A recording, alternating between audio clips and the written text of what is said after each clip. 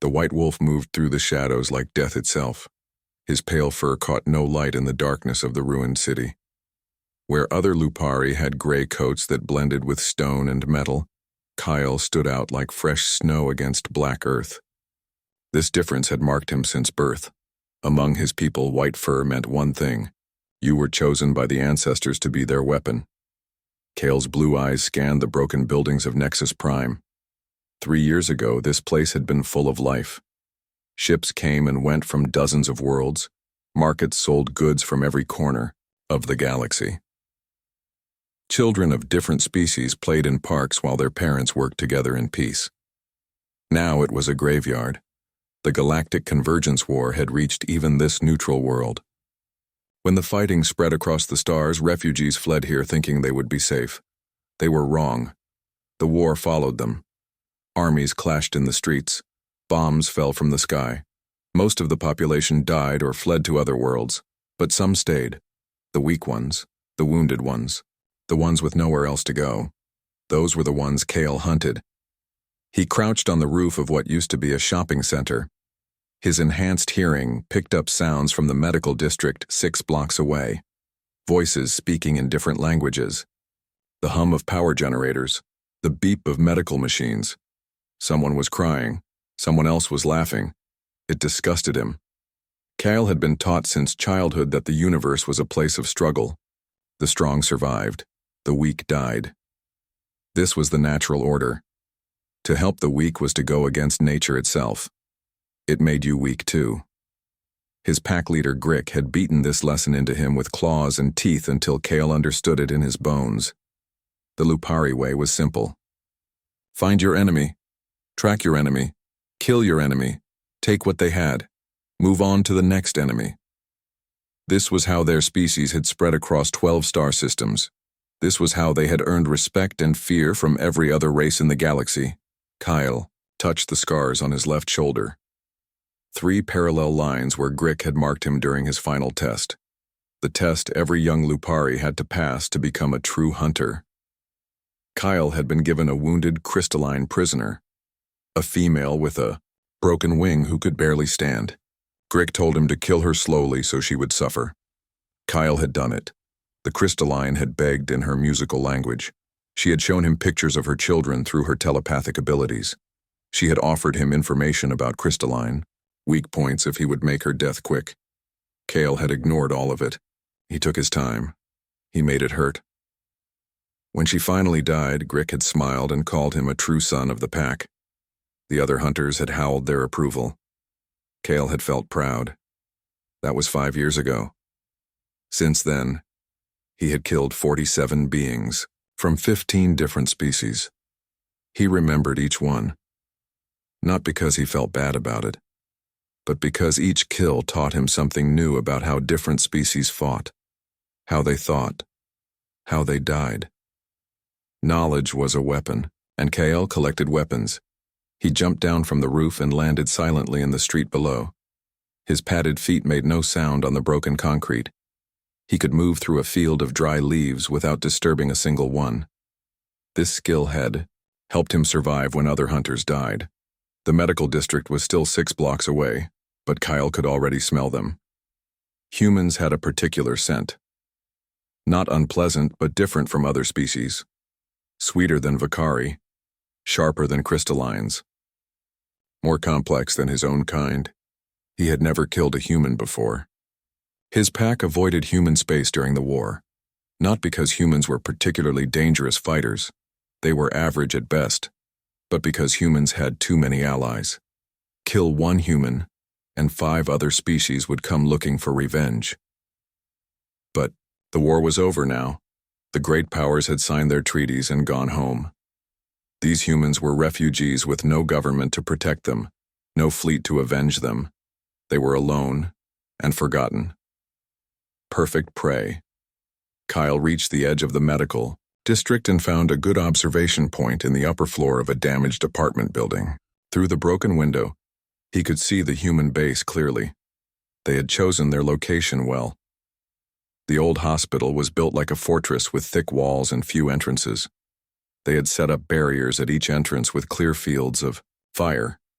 Motion sensors watched the approaches. Guard posts were positioned to cover each other. Someone with military training had planned this defense. Kale counted 8 humans moving around the compound. 4 were clearly soldiers based on how they moved and carried their weapons. 2 wore medical uniforms and moved between buildings treating patients. 1 looked old and spent most of his time at a computer terminal. The last one seemed to be in charge. She was tall for a human female with short black hair and sharp eyes. She moved like a predator, always alert, always ready. When she spoke, the others listened. When she pointed, they moved. This was their leader. Kale studied her for a long time. In his experience, leaders were either the strongest or the smartest, sometimes both. This one looked smart. She positioned her people well.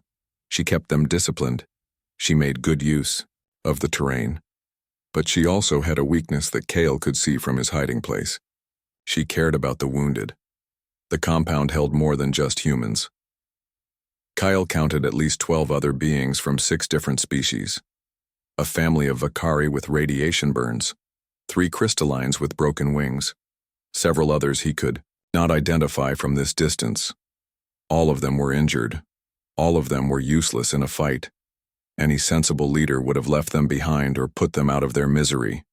Resources were limited. Food was scarce. Medicine was precious. Why waste any of it on beings who would probably die anyway? But the humans kept them, fed them, treated their wounds, protected them. It made no sense. Kyle watched as the human leader personally carried food to an elderly Vakari who could barely lift his head. She sat with him while he ate. She spoke to him in his own language, badly, but trying hard. When he finished eating, she helped him lie back down and covered him with a clean blanket. The Vakari was clearly dying. His skin had the gray color that meant organ failure. He would be dead within days. The food and medicine used on him could have kept a healthy human alive for a week. Wasteful. Stupid. Weak. But as Kale watched the scene, something bothered him. The dying Vakari was smiling. The human leader was smiling too. They seemed happy, despite being surrounded by death and danger. Kyle had never seen anything like it. He settled in to watch and learn. Tomorrow he would begin the hunt. But tonight, he would study his prey and try to understand their strange behavior. The white wolf lay still as stone while the alien city slept around him. His blue eyes never left the human compound. His mind cataloged every detail, every weakness, every opportunity. Soon he would test everything these humans believed about mercy and compassion. Soon they would learn what the Lupari had always known. The strong survived, the weak died, and Kale was very, very strong. Dawn came slowly to Nexus Prime. The planet's twin suns painted the sky orange and red as they rose above the broken city. Kyle had not moved from his position all night. His body was trained to stay perfectly still for hours. It was a skill that had kept him alive through many hunts. He watched the human compound wake up. The guards changed shifts with military precision. The medical staff began checking on their patients. The leader emerged from the main building and walked the perimeter, her eyes always moving, always watching for threats. She knew something was wrong. Kale could see it in how she moved. Humans were not as sensitive as Lupari, but they had good instincts when it came to danger. This one had survived the war. She had learned to trust those instincts. Good. It would make the hunt more interesting. Kale studied the patterns of their daily routine. The humans sent out supply runs every 3 days, always the same route to the old spaceport where crashed ships held useful materials. Always 2 people in a ground vehicle. Always the same time of day. Today was a supply run day. Kyle moved through the ruins like a ghost.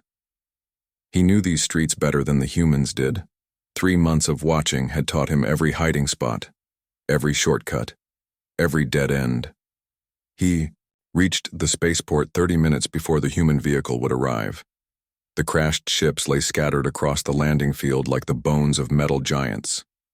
Most had been picked clean years ago, but there were still useful things hidden in the deeper sections. Medical supplies, power cells, food that had not gone bad. The humans were careful and thorough in their searching.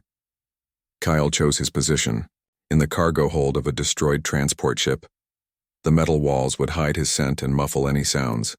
Through a crack in the hull, he could see the entire landing area. The human vehicle arrived exactly on time.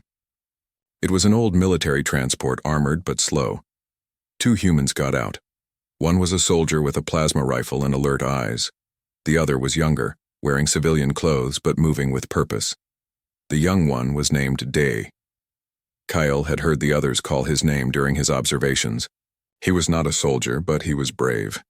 He volunteered for the dangerous jobs. He went to places others were afraid to go. Today, that bravery would kill him. Kyle waited. Patience was the most important skill a hunter could have. Many prey animals were faster or stronger than their predators, but few had the patience to wait for the perfect moment to strike. The soldier stayed with the vehicle while Dai went into the ships to search for supplies. This was their standard procedure. 1 person on guard, 1 person working. It made sense for most threats, but it would not help them against Kyle. Day entered the transport ship where Kyle was waiting. The human had a scanner in one hand and a collection bag in the other. He moved slowly through the cargo area, checking each container for useful items. Kyle could smell the human's sweat, could hear his heartbeat, could see the pulse in his neck. The young man was nervous but trying not to show it. He hummed quietly to himself as he worked, a human song about hope and better days coming. It was almost sad. Kale struck when Day was bent over a supply crate with his back turned, his plasma claws extended from his fingertips, glowing blue-white with deadly energy. 1 quick slash across, the throat would end it silently. But something went wrong. Day must have heard something or sensed movement behind him. He spun around just as Kale attacked. Instead of hitting his throat, the claws sliced through his environmental suit and into his chest. Not a clean kill, not a quiet kill. Day fell backward, blood spreading across his shirt. His scanner clattered on the metal floor. The sound echoed through the ship like a gunshot. The soldier outside would hear it, would come running, would find Kale standing over the body. This was not how the hunt was supposed to go. Kale prepared to finish Day quickly and then deal with the soldier, but the young human did something that stopped him cold. Day was dying. The wound was deep and blood was pooling beneath him.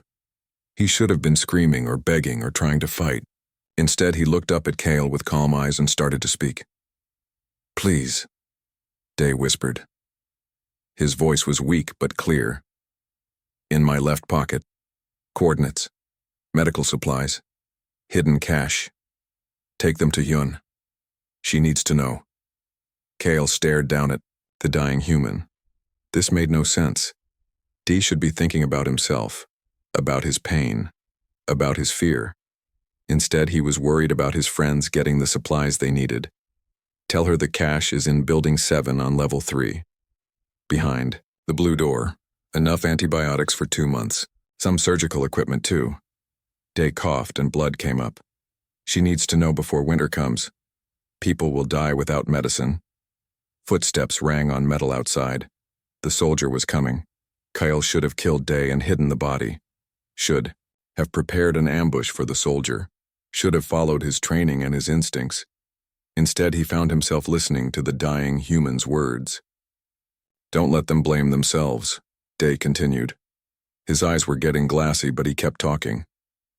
"I chose to come here. I knew the risks. This is not their fault. Tell them I was happy to help. Tell them I hope they save everyone they can." So, soldier burst into the cargo hold with his weapon ready. He saw Day on the floor and Kale standing over him. The rifle came up fast, but Kale was faster. He leaped through the hole in the ship's hull and disappeared into the maze of wreckage before the soldier could fire a shot. He could hear the human calling for help on his radio, calling for medical assistance, begging Day to stay awake and keep talking. But Kale was already gone, racing back through the city ruins toward his observation post. His claws retracted and the glow faded. The hunt had begun, but not the way he expected. Back at the compound, he watched through his scope as the surviving soldier brought Day's body home. The humans gathered around the vehicle with faces full of grief. The leader, Hyun, knelt beside the body and touched Day's face with gentle fingers. Then she reached into his left pocket and pulled out a small data pad. She read the coordinates he had mentioned. Her eyes went wide with surprise and something that looked like gratitude. Even in death, Day had helped his people. Kale had killed many beings over the years. He had seen them die in fear, in anger, in desperation. He had never seen one die while trying to help others. He had never seen prey that cared more about the pack than about itself. It disturbed him in ways he could not understand. That night, he watched the humans hold a ceremony for their dead friend. They shared stories about him. They sang songs. They cried together. Then they went back to work treating the wounded and planning for tomorrow. They did not seek revenge. They did not abandon their mission. They mourned their loss and continued helping others. Kale lay in his hiding place and tried to make sense of what he had seen. Everything he had been taught said these humans were weak, said their compassion would destroy them, said caring for others was a path to death, but they were still alive, still fighting, still hoping. And somehow that scared him more than any enemy he had ever faced. The white wolf settled in for another night of watching and waiting. Tomorrow, he would try again. Tomorrow, he would test these strange creatures and their stranger beliefs. But tonight he found himself thinking about a dying human who used his last words to help his friends. It made no sense at all. 5 days passed since Day's death. Kale watched the humans change their routines. They sent out 3 people instead of 2. They carried better weapons. They checked in with the base every 10 minutes by radio, but they still went out. They still gathered supplies. They still helped the wounded who came to their doors. Kale had killed the weakest member of their group, yet they had not become weaker. They had become more careful, but not more afraid. This puzzled him. On the 6th day, something else arrived. At Nexus Prime, Kale was watching the human compound from his usual position when his enhanced hearing picked up the sound of engines in the distance. Not the quiet hum of human vehicles. Something rougher, more aggressive. He turned his attention to the southern approach and saw them coming. 6 heavily armed vehicles moving fast through the ruins. The markings on their armor made his blood run cold. Sectarians. If Lupari were wolves, then sectarians were wasps. They had hard shells, multiple arms, and mandibles that could bite through steel. But the worst thing about them was their minds. They killed for pleasure. They tortured for fun. They took slaves and kept them alive just to watch them suffer. Even other predator species avoided sectarians when possible. The raiding party was led by a massive warrior with black shell armor and scars covering his face. Kyle could see him, clearly through his scope. This was Vex, a sectarian commander known throughout the sector for his cruelty. Vex had a reputation for attacking refugee camps and medical stations. He said it was because they were easy targets with valuable supplies. But Kale knew the truth. Vex attacked them because the people there could not fight back effectively. Because he enjoyed hurting the helpless. The sectarian vehicles surrounded the human compound within minutes. They moved with military precision, cutting off all escape routes. Their weapons were bigger and more advanced than anything the humans had. This would not be a fight. This would be a slaughter. Kale found himself in a strange position. He had come here to kill these humans himself. Their deaths were supposed to be his victory, his proof of Lupari superiority. But now someone else was about to take that from him. He told himself he was angry because the sectarians were stealing his prey. That was the only reason he cared what happened next. It had nothing to do with the way Day had died trying to help his friends. Nothing to do with watching Hyun comfort the wounded every night. Nothing at all. The attack began with a demand for surrender broadcast on all frequencies. Vex's voice was like grinding metal as he spoke in broken standard. Humans and others. You have supplies we want. You have vehicles we need. You have 10 minutes to come out with hands visible. Resist and we kill you slowly. Surrender and we kill you quickly. Choose. Kale watched through his scope as the humans responded. They did not panic. They did not argue. Hyun gathered her people and gave clear, calm orders. Medical staff get the patients to the inner shelter. Soldiers take positions at windows and doors. Everyone else help move the wounded. We hold until they get tired and leave or until we find another option. One of the younger humans spoke up. Commander, we are outnumbered 5-1. Their weapons are better than ours. Should we not consider surrender? Hyun looked around at the wounded aliens they were protecting, the old Vakari who could barely walk, the crystallines with broken wings, the others who had come to them for help. If we surrender, they kill us. If we fight, they kill us. But if we fight, maybe some of the patients can escape. Maybe we save a few lives before we die. That makes fighting worth it. The soldier nodded and took his position. Kale had seen many species face impossible odds. Most begged or bargained or tried to run. The humans just accepted their situation and decided to make their deaths meaningful. It was almost admirable. Almost. The battle started when the 10 minutes were up. Sectarian plasma cannons tore holes in the compound walls. Human pulse rifles answered back, but their shots barely scratched the enemy armor. Kale moved to a better position where he could see the entire fight. He told himself he was just curious about human combat tactics, just studying how they died, but he found himself hoping they would last longer than expected. The sectarians pressed their attack, using their superior firepower to punch through the outer defenses. But the humans made them pay for every meter. They used the building layout to create crossfires and bottlenecks. They focused their fire on weak points in sectarian armor. Most importantly, they never stopped trying to protect the wounded. Kale watched a human soldier named Jin carry an injured crystalline to safety while plasma bolts flew around him. The soldier took a hit in the shoulder but kept moving until the alien was secure. He watched the medic Sora run through enemy fire to reach a wounded Vakari child who had been caught in the crossfire. She dragged the child to cover and began treating his injuries even as the battle raged around them.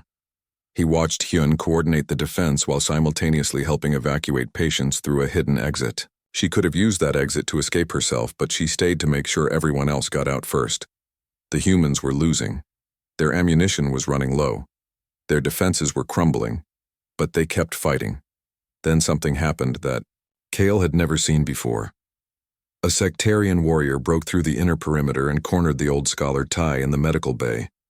The elderly alien was trying to protect a group of wounded patients who could not be moved. The sectarian raised his weapon to kill them all. But before he could fire, Sora threw herself between the warrior and the patients. She had no weapon. No armor. No way to stop him. She just stood there with her arms spread wide and her chin raised high. "You want to kill them? You kill me first," she said. The sectarian laughed. "Stupid human. I kill you all anyway." He fired his weapon, but not. At Sora, the blast hit the ceiling above them. Debris rained down, blocking the exit and trapping them all in the medical bay together. The sectarian's laugh turned into curses as he realized his mistake. In his eagerness to cause fear, he had trapped himself with his victims. The battle outside continued, but here in the medical bay everything went quiet. The sectarian warrior looked around at the humans and wounded aliens surrounding him. His weapon was damaged by the falling debris. He was alone and outnumbered. For the first time in his life, a sectarian felt afraid. Kyle expected the humans to attack, expected them to take revenge for their dead friend and their destroyed home, expected them to show this creature the same mercy he would have shown them. Instead, Sora knelt beside the warrior and began examining a cut on his arm, where a piece of debris had hit him. "You are bleeding," she said calmly. "I can treat that if you let me." The sectarian stared at her like she had grown a second head. "You heal me? After I attack your people?" "I am a doctor," Sora replied.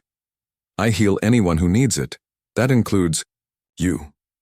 Kale felt something crack inside his chest, something he had carried there since he was young, something that told him the universe was simple and brutal and made sense. These humans made no sense at all. And somehow, that was the most terrifying thing he had ever witnessed. The white wolf lay motionless on his rooftop, watching a human doctor. tend the wounds of an enemy who had come to kill her. Everything he believed about strength and weakness was crumbling like the walls of the compound below, and he did not know what would be left when it all fell down. The battle outside ended as quickly as it had begun. The sectarians retreated when they realized their commander was trapped inside the compound. They would be back with more warriors and bigger weapons, but for now, the humans had breathing. Kale watched from his hiding place as the survivors emerged from the ruins. Half of the human soldiers were dead or wounded. Their weapons were destroyed. Their walls were broken. But they were still alive, and more importantly, most of their patients had survived. In the medical bay, something extraordinary was happening. Sora had finished treating the sectarian warrior's wounds. The creature sat in confused silence while she bandaged his arm with gentle hands. Around them, the wounded aliens watched in amazement. They had every reason to hate this being who had tried to kill them. Instead, they seemed curious about what would happen next. The old scholar Tai spoke first. His voice was weak but clear. "Why did you attack us?" he asked the sectarian. "We have done nothing to your people." The warrior's mandibles clicked nervously. He was used to fear and hatred, not questions asked in calm voices. "We take what we need," he replied. "You have supplies, you have medicine, you are weak. The strong take from the weak. This is natural law." A young crystalline named Ray spoke up from her bed. "But we share our supplies freely. You only had to ask. Why did you not try asking first?" The sectarian stared at her. "Ask? No one asks. Everyone takes. Everyone fights. Everyone dies or kills. This is how universe works." Sora finished the bandage and sat back. "Is that how you want the universe to work?" It was a simple question, but it hit the warrior like a physical blow. No one had ever asked him what he wanted, only what he would take, only who he would kill. "I do not understand," he said slowly. "Do you have a family?" Sora asked. The warrior's shell armor shifted uncomfortably. "Had family. Lost in war. Sector Command says family died because I was not strong enough. Says I must become stronger. Must take more. Must kill more." "I am sorry for your loss," Sora said, and she meant it. Losing family is the worst pain there is. But does killing us bring your family back? The sectarian warrior looked around the room at the faces watching him. Human faces, alien faces, all showing something he had never seen directed at him before. Compassion. "No," he whispered. "Killing brings nothing back." Outside the medical bay, Hyun was organizing the survivors. They had lost too much to stay in the compound. The sectarians would return with reinforcements. The humans needed to evacuate to a more defensible position. But first, they had to deal with their prisoner. Kale moved closer to hear what would happen. According to everything he knew about warfare, the humans should execute the sectarian, or at least lock him up. He was a dangerous enemy who would attack them again if given the chance. Instead, Hyun entered the medical bay and sat down across from the warrior. "What is your name?" she asked. The question seemed to surprise him. "Name? I am Unit 7 of Strike Team Vex. Names are for weak species." "Everyone has a name," Hyun said patiently. "What did your family call you?" The warrior was quiet for a long time. When he finally spoke, his voice was barely audible. "Krim. Family called me Krim." "Hello, Krim," Hyun said. "I am Hyun. These are my people. We are going to leave this place soon. The question is what to do with you." Krim straightened up, expecting death or imprisonment. "You attacked us," Hyun continued. "You killed our friends. You tried to murder wounded civilians who never hurt anyone. By all rights, we should execute you or leave you here to die when your own people return." Krim nodded. This made sense to him. "But we are not going to do that," Hyun said. Now Krim looked confused again. "We are going to give you a choice," Hyun explained. "You can stay here and wait for your commander to return. You can rejoin your people and continue raiding and killing. Or you can come with us." "Come with you?" Krim could not believe what he was hearing. "You trust enemy? Trust is earned," Hyun replied. "But everyone deserves a chance to earn it. Everyone deserves a chance to choose who they want to be." She stood up and looked down at the sectarian warrior. who had tried to destroy everything she cared about. "I lost my brother in this war," she said quietly. "He was killed by raiders not very different from you. For a long time I wanted revenge. I wanted to hurt the people who hurt me. But revenge never brings anyone back. It just creates more pain, more anger, more death." Krim listened without speaking. "Someone has to choose to stop the cycle," Hyun continued. "Someone has to choose forgiveness over revenge. Someone has to choose to build instead of destroy. Today I choose you." She extended her hand to help him stand up. "What do you choose, Krim?" The sectarian warrior stared at her offered hand for a long moment. Everything in his culture, his training, his experience told him this was a trap. Told him humans were weak. Told him mercy was just another form of attack. But nothing in his experience had prepared him for what he had seen in this room. Nothing had prepared him for beings who healed their enemies and offered trust to those who had betrayed it. Slowly, carefully, he reached out and took her hand. From his hiding place on the rooftop, Kale watched this impossible scene unfold. A human commander offering friendship to a warrior who had just tried to kill her. A sectarian raider accepting help from people he had come to destroy. It should have been disgusting, should have been weak, should have been proof that these humans deserved to die for their foolishness. Instead, it was the most powerful thing Kale had ever witnessed. That night, as the humans prepared to evacuate to a new location, Kale found himself following them, not to attack, not to hunt, just to watch and try to understand what he had seen. He told himself he was still planning to kill them, still planning to prove Lupari superiority, still planning to complete his mission, but deep inside, in a place he had never acknowledged. Before, Kale was beginning to wonder if there might be another way to live, a way that did not require him to be alone with his claws and his scars and his memories of the beings he had killed, a way that might lead to something better than endless hunting and dying and pain. For the first time in his life, the white wolf found himself hoping that these strange, compassionate humans might teach him what that way looked like, even if it meant everything he had been taught was wrong, even if it meant he would have to choose between the pack that raised him and the people who showed him mercy. Could be strength. Takgior. Choice was coming soon. Kyle could feel it in his bones, and he was not sure which side he would pick when that moment arrived. But he knew, with growing certainty, that his life as a simple hunter was over. The only question now was what he would become instead. 3 days later, Kale's pack found him. He had been following the human convoy as they moved to their new base in the old industrial sector, keeping his distance, watching their interactions, trying to understand the strange bond that had formed between former enemies. Krim the sectarian now helped carry wounded patients. He shared his food rations with hungry children. He used his knowledge of sectarian tactics to help plan better defenses. The transformation was remarkable, but what impressed Kale most was how the humans treated him. They did not forget what he had done. They remained cautious, but they gave him chances to prove himself. They included him in their planning. They trusted him with small tasks and let him earn bigger responsibilities. It was the opposite of everything Kale had learned about how enemies should be treated. The howl that echoed through the ruins made Kale's blood freeze.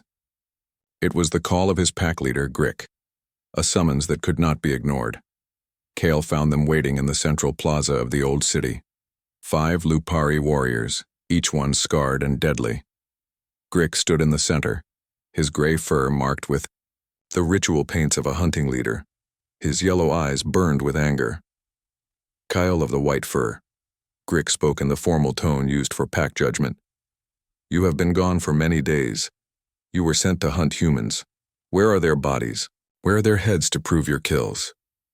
Kale stood before his pack and tried to find the words to explain what he had seen. How could he tell them about humans who healed their enemies? About warriors who chose mercy over revenge? About strength that came from compassion instead of cruelty? "I have been studying them," Kale said carefully, "learning their weaknesses, planning the perfect attack." Grick's lip curled back to show his fangs. "You lie. We have watched you, White One. You follow them like a lost pup. You make no attacks. You show no kills. You have become weak." The other pack members growled their agreement. In Lupari society, weakness was the greatest sin. Weakness meant exile or death. "The humans have infected your mind with their disease," Grick continued. "Their softness has made you forget what you are, what we are." Kale looked around at his pack brothers. These were the beings who had raised him, trained him, taught him everything he knew about survival and strength. For years, he had wanted nothing more than their approval and respect. Now he saw them differently. He saw the scars they wore like trophies, the cruelty in their eyes, the emptiness in their souls that could only be filled by causing pain to others. "I have not forgotten what I am," Kale said quietly. "I have discovered what I could become." Grick snarled. "You speak in riddles like the weak species do. Speak plainly. Will you complete your hunt or not?" Before Kale could answer, the sound of vehicles approaching made them all turn. The human convoy was coming through the plaza, unaware of the Lupari pack waiting for them. Kale's heart stopped. If the humans continued on their current path, they would drive directly into the ambush. Hyun, Sora, Krim, Old Tay, Young Ray, all of them would die in the crossfire. "Perfect," Grick whispered. "The prey comes to us. Show us your loyalty, White One. Show us you are still Lupari. Kill the leader, and we will handle the rest." The first vehicle entered the plaza. Kyle could see Hyun driving with Sora beside her. In the back seats were wounded patients being transported to the new medical facility. "Now," Grick commanded, "prove you are not weak." Kale felt time slow down around him. He could attack the humans and regain his place in the pack, could return to the simple life of hunting and killing and taking what he wanted, could forget everything he had learned about mercy and forgiveness and compassion, or he could choose a different path. Kale stepped forward, but instead of attacking the humans, he placed himself between them and his pack. "No," he said clearly. "I will not let you hurt them." The silence that followed was deafening. Grick stared at Kale as if he had grown a second head. "You defend prey," Grick said slowly. "You protect the weak. You betray your own kind for strangers. I protect people who showed me there is more to strength than claws and fangs," Kale replied. "I defend beings who choose to heal instead of hurt. I stand with those who forgive their enemies and help the wounded." Behind him, he heard the human vehicle stop, heard voices calling warnings, heard weapons being readied. But he did not turn around. He kept his eyes on Grick. "You have chosen weakness over strength," Grick declared. "You have dishonored the pack and abandoned your nature. By ancient law, you must be punished." The pack leader's claws extended, glowing with plasma energy. The other warriors spread out to surround Kale. According to Lupari tradition, he would have to fight them all or be branded a coward. But traditions could change. Laws could be broken. Nature could be chosen instead of simply accepted. "I challenge that law," Kale said. "I challenge the idea that strength comes only from violence. I challenge the belief that showing mercy makes you weak." He heard footsteps behind him. Human footsteps. They were coming to stand with him despite the danger. "You do not stand alone," Hyun's voice said firmly. "Whatever happens here, we face it together." Kale glanced back and saw them all. Hyun with her rifle ready, Sora with her medical bag still in hand, Krim holding a sectarian blade. Even old Tai had climbed out of the vehicle to join them. People from different worlds, different species, different backgrounds, united by something stronger than blood or pack loyalty, united by choice. "Look around you, Grick," Kyle said, turning back to his pack leader. "Look at what these beings have built. Not through conquest or cruelty, but through compassion. They are stronger than us because they choose to be strong for others, not just for themselves." Grick lunged forward with a roar of rage. His claws aimed for Kale's throat, intended to end this betrayal quickly and brutally. But Kale was ready, more than ready. He was free. The fight was brief but decisive. Kale had been trained by the pack, but he had learned something new from the humans. He had learned to fight not for pride or dominance, but to protect others. That made all the difference. When it was over, Grick lay defeated but alive. The other pack members looked between their fallen leader and the white wolf who had chosen mercy over tradition. "You could kill me," Grick wheezed. "Finish what you started." Kyle looked down at the being, who had raised him and shaped him and taught him to see the universe as a place of endless conflict. "No," Kyle said simply. "I could kill you, but I choose not to. You are free to go, free to continue hunting if that is what you want, but you are also free to choose something different." He stepped back and let the pack help their leader stand. "This is not over," Grick warned as they prepared to leave. "The galaxy is still a place of predators and prey. Your new friends will learn that eventually." "Maybe," Kale replied. "But today, we choose to be something else. Today, we choose to be better." The pack disappeared into the ruins, leaving Kale standing alone in the plaza. Not alone, he realized. Never alone again. Hyun placed a hand on his shoulder. "Welcome to the family," she said simply. Kyle looked around at the faces surrounding him. Human faces, sectarian faces, alien faces from a dozen different worlds, all of them looking at him with acceptance and hope. For the first time in his life, the white wolf understood what it meant to belong somewhere not because of what he could kill, but because of what he chose to protect. The convoy continued toward their new home, now with one more member, one more being who had discovered that mercy was not weakness but the greatest strength of all. And in the ruins behind them, the old ways of thinking crumbled like the broken buildings, making room for something new to grow, something better, something that proved the universe did not have to be a place of endless hunting and dying. It could be a place of healing and hope, and second chances for anyone brave enough to choose them. Even albino wolves who had forgotten how to be anything other than predators, until they learned from the most unlikely teachers that there was always another choice, always another way to live, always another chance to become who they were truly meant to be.